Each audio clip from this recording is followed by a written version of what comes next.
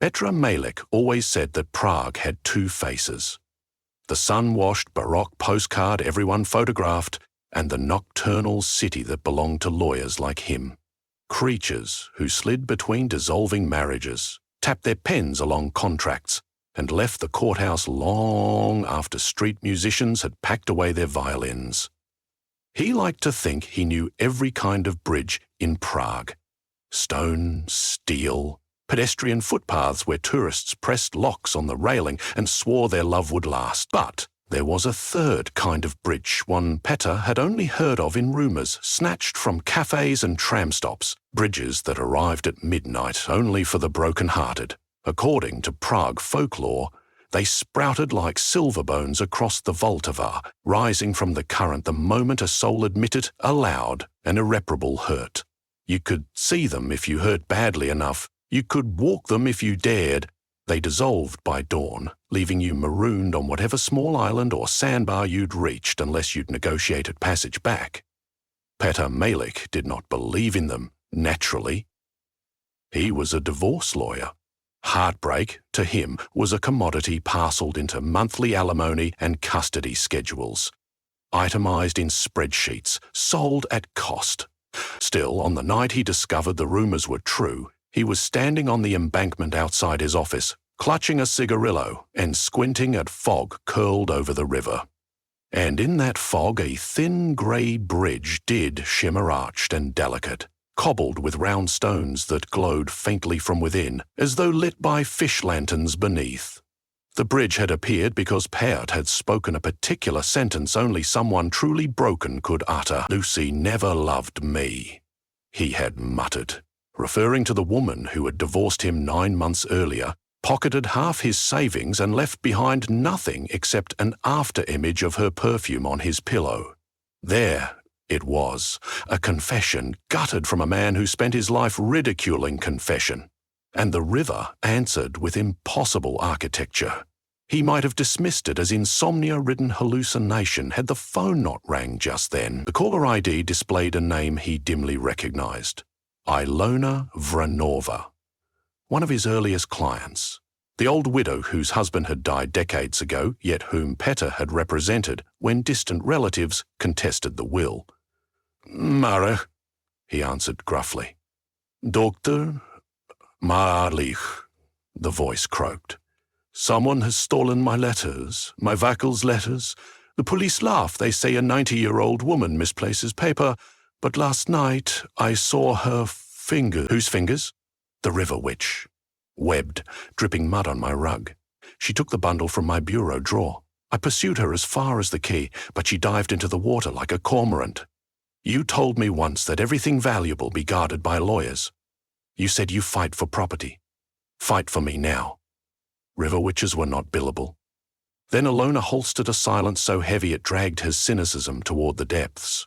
The widow had nothing left except those letters, warm-blooded proof. A life had been devoted to love. She had lost her son to a border accident in '68, her hearing to artillery in '45, her gait to arthritis.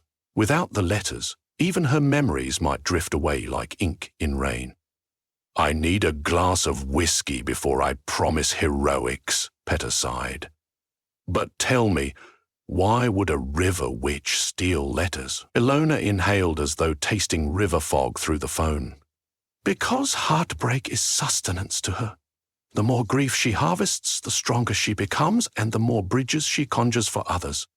Once she digests all our grief, she'll climb the embankment permanently, and the city will belong to aching hearts forever." Petrel stared at the ephemeral bridge quivering beyond the stone railing. Maybe the old widow was simply demented, yet the alternative, that folklore breathed, no longer seemed impossible. Tonight, after all, he'd witnessed a bridge craft itself from his own private confession. "What do you expect of me?" he asked. "Retrieve the letters, burn them if you must after I read them one last time, but recover them before dawn, otherwise they'll be unreadable. Water spirits bleach ink." He laughed without humour. "Do you suppose I should negotiate with this witch? Subpoena her, draft a settlement agreement?" "Make any bargain you like," Ilona whispered, "but be wary. She feeds on heartbreak, and she knows you by taste already, Dr. Malek. Your bitterness perfumed the river when Lucy left. She will lure you with that bitterness as bait." The call ended. Petra ground out his cigarillo and hailed a taxi to his flat, though the driver lacked conversation and Petra's thoughts filled the silence. What if stolen love letters were just paper? What did it matter if some creature gnashed them for calories? People lost worse. Children, livelihoods. He'd orchestrated such losses for profit. Still, he could not shake Ilona's request, nor the image of bony webbed fingers rifling through a drawer. 2 hours later, nearly midnight, Petter re-emerged from his flat, wearing his courtroom suit under a charcoal overcoat, a silver lighter in his pocket, and a waterproof document satchel slung across his shoulder. Empty, waiting for letters. Most importantly, he carried a copy of the divorce decree Lucy had served him. The decree had always felt like a tombstone he kept in his desk. Tonight it might serve as currency in a negotiation with a heartbreak-addicted witch. Fog muffled the city as Petter strode along the embankment. Street lamps were halos dissolved in mist. Midnight bells tolled from Old Town's towers, rippling through the gloom like sonar. Petter felt his lungs vibrate with the chime. He waited for the world to tip and reveal its hidden layer. First came the cold. A prickling gust swept downstream, flattening wavering reflections into black mirror. Then came a hush. Distant tram bells fell silent. Drunken laughter wobbled and overlapped until only the hush remained. Finally, bridges erupted everywhere, dozens of them, rising from water like skeletal fish spines. Some looked medieval, some modern. One was a chain of stepping stones shaped like hearts, cracked down the middle. They stretched from quay to sandbar, from sandbar to small islands that did not exist on daylight maps. Petter inhaled sharply. The sight numbed language itself. At last he knew the rumours had never been exaggerations. They'd actually been insufficient. He whispered, "Lucy never loved me." Again, more consciously, and the nearest bridge brightened as though acknowledging his ticket for passage. It resembled a shard of the Charles Bridge sculpted from pearl. Gothic arches, miniature saints watching from alcoves, luminous veins pulsing under the cobbles. A sign etched above the entryway read, "Traverse at thine own risk. The river takes fuel from tears." "Perfect," Petra muttered, stepping onto the first stone. The chill of the bridge radiated through his soles up his spine into memory. Lucy's laughter on their wedding night. Lucy's attorney bargaining over furniture. Lucy's new surname appended to another man's. Every slap of heartbreak blossomed until Petra's vision blurred. "Keep moving," he ordered himself. He walked the span. Midway, water surged upward, forming a shape feminine, all ripples and reeds woven into raven hair. The witch? Petra braced, but the figure dissolved. Only illusions, he thought. When he reached the opposite sandbar, he found a tangle of other wayfarers. Dozens of broken-hearted pilgrims milled about, weeping, searching for further bridges. A young woman clutched a bouquet of wilting roses. A middle-aged man in a military uniform hugged a photograph to his chest. 2 teenage boys sat side by side, refusing to look at each other, each bleeding heartbreak invisibly. The bridge behind them had already vanished, stranding them on the bar. They would need fresh confessions to build another. Petter skirted the group. The widow's letters awaited, and dawn would come. Ahead lay another bridge. This one low and serpentine, carved of obsidian whose surface mirrored the sky. As Petter stepped upon it, he felt a tug at his memories again. He pressed forward until the bridge curved downward into a mist-shrouded tunnel, apparently bored through the river itself. He descended spiraling steps where watery echoes multiplied his heartbeat. Then the tunnel opened onto a cavern under the riverbed, a vast cathedral of water, holding columns made of braided weeds.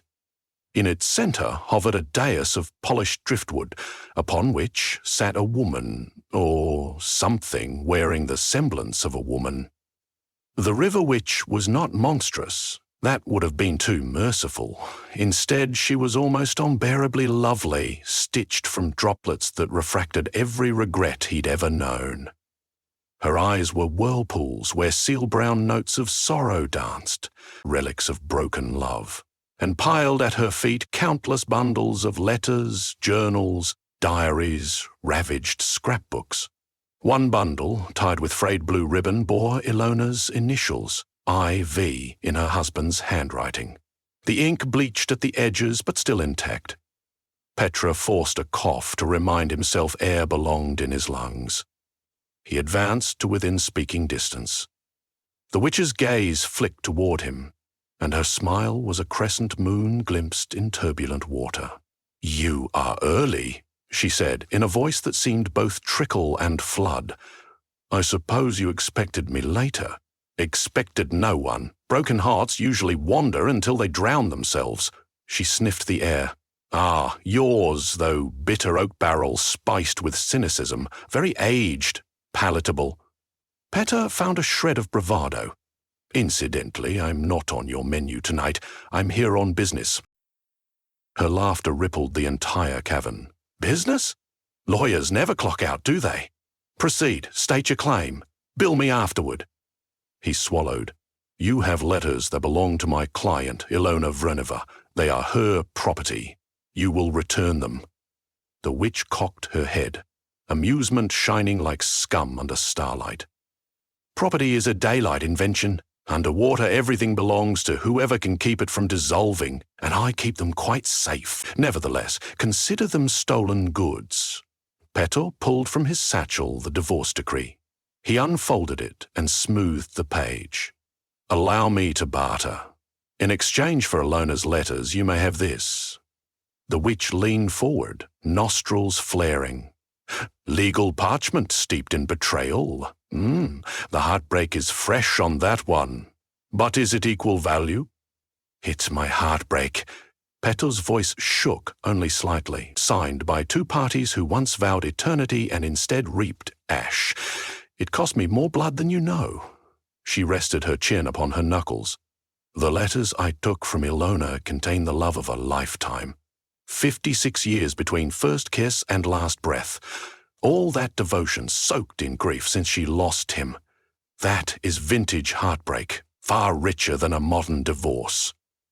Petra had anticipated this. He extracted a silver lighter, thumbed it open, and let the flame lick the lower corner of the decree. Paper-browned, curled. The witch's eyes widened, then narrowed, transfixed. "You think heartbreak is sorrow," Petran said quietly, "but its flavor intensifies when loss is irreversible. I can destroy this now, turn it to smoke, make its heartbreak ephemeral, or trade it to you, intact, to savor forever.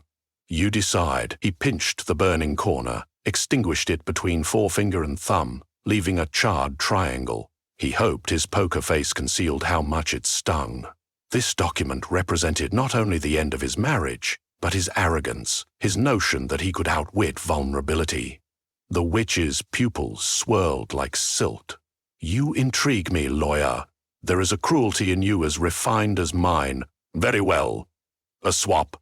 The letters for the decree." Peter nodded, heartbeat rallying. "One more term. You will not take Ilona's heartbreak again, nor will you stalk her dreams or home." The witch hissed a ripple that might have been laughter or hail. "Do not push. Mortals have no jurisdiction here." "Then the deal's void." He raised the lighter to the corner again. "I burn it. Cinders are worthless calories." Moment stripped. Water circled pillars. Finally, the witch lifted one webbed hand. "Agreed. You bargain with teeth sharper than you possess. Take your paper, ghosts." She snapped her fingers. Ilona's bundle drifted upward like a boat release and glided into Petter's reach. He gripped it, surprised by its weight like holding a heartbeat fossilized. With deliberate ceremony, Petter extended the divorce decree. The witch seized it, inhaling the air above the ink the way a wine taster savors bouquet. She tucked it into her necklace of relics. "Remember," Petar said, voice hoarse. Our agreement. She smiled, water parted for jagged coral teeth. Until the widow's heart heals or stops beating, I shall not trouble her. Be grateful I accept loopholes even you cannot foresee. Petar suspected that loopholes might drown him someday, but he'd won tonight. He bowed curtly and turned. He discovered, to his alarm, that the exit tunnel had submerged. The witch watched his realization with feline interest. How do I leave? Another bridge, she said. Confess something deeper, deeper than before. Only then will a new path emerge. Petar's pulse hammered. Deeper? What reservoir of grief remained? Lucy's departure had gutted him, yet perhaps an older scar still festered. The father who had told him men should never cry. The mother who died too young for goodbyes. The boy he once loved in secret during university and whom he'd abandoned for fear of scandal. Petar had buried that last heartbreak under decades of litigation and sarcasm, but its skeleton remained unexhumed. If I bleed that memory aloud, will the witch consume it? But if the witch consume it, yet what choice? Dawn approached. He inhaled river-cold air, then murmured, I loved Jan Vasili, and I left him on the platform at Chlebne na Drazi without a word. I've pretended since I never felt a thing. But it broke me long before Lucy. The cavern trembled. A bridge blossomed behind him, delicate as frost, radiating pale blue, arcing upward toward the surface. The witch closed her eyes, perhaps tasting the confession like salt. Safe travels, Petar Maljek. The river thanks you for tonight's feast. Petar strode onto the new bridge before he lost courage. It spiraled upward through murk, each cobble imprinting memory against his soles. Jan's face framed by diesel fumes, Lucy's bouquet scattering on town hall steps. Every ring he'd pawned off as evidence love was false. But rather than weigh him down, the memories felt lighter the further he climbed. Perhaps confession removed gravity. He breached the surface near Camper Island, mist dispersing around him. The sky had paled into pewter, the hinge between night and dawn. The bridge dissolved behind him with a sigh, leaving only sluicing current. He hurried along the embankment to Ilona's apartment. She answered in a nightgown, eyes dewed red from sleeplessness. When she saw the ribboned bundle, she pressed both hands against her heart as if to cage it from bursting. You did it, she breathed. I made a trade. He placed the letters in her trembling hands. Read them slowly, savor them. At dawn, burn them, or store them somewhere water cannot seep. I cannot promise the witch forever. Ilona nodded, tears sliding into smile wrinkles. Come inside, Dr. Malek. Let me make you tea. He almost refused, but warmth beckoned. He entered the small flat, inhaled the aroma of chamomile, watched Ilona light a tiny stove. While water boiled, Petra glanced around. Photographs of Ilona and Wiklach blanketed the walls. Wedding dance in 52, picnic near Zizhuskov Tower, grinning with grey hair on a park bench. An entire map of lifelong devotion. He envied it, but no longer begrudged its existence. He had crossed ghost bridges and bargained with a witch. Envy seemed trivial now. Ilona poured tea and asked quietly, What did it cost you? Petra sipped before answering. Just paper. She frowned, sensing the lie behind brevity. Paper can weigh more than hearts? He inclined his head. In the steam, he saw Jan's face merging with Lucy's, dissolving into whorls of memory. Not painless, but bearable. Perhaps, he said. But bridges appear for the broken-hearted. Tonight I learned they disappear if you walk them far enough. Maybe heartbreak is simply a transit system. Ilona smiled. Then I pray your ticket is one-ways. Outside, the world brightened slate to silver to gold. Tram bells resumed, gulls shrieked above the river, and the tourist buses warmed their engines. Dawn bleached the last traces of impossible bridges. Somewhere beneath the surface, a witch traced her finger over fresh ink on parchment formerly known as a divorce decree.